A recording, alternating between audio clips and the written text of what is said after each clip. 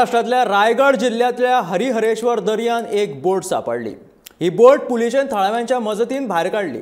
Boat भायर काडटकीर बोटी भितून आशिल्ल्यो AK-47 रायफली आनी हेर आर्मां पळोवन पुलीस आनी थळाव्यांक अजापाचो धक्को बसलो। घडणूक थळार पाविल्ल्या पुलिसांनी ह्या विशीं उंचेल्या अधिकाऱ्यांक म्हायती दिली। ह्या घडणुकेक लागून पुराय रायगड जिल्ह्यासयत कोकण दर्यादेगेर हाय अलर्ट जारी केलो। तशेंच रायगडातूच भरड खोल दर्या देगेर आनीक एक लायफ बोट सापडली। हो मुद्दो महाराष्ट्र विधानसभेच्या अधिवेशनातूय चर्चेक आयलो। ह्या प्रकरणात मुख्यमंत्र्यान निवेदन दिवचे अशी मागणी रायगडाची आमदार आदिती तटकरेन केल्या। रायगड पुलीस सध्या ह्या घडणुकेची चौकशी करतात।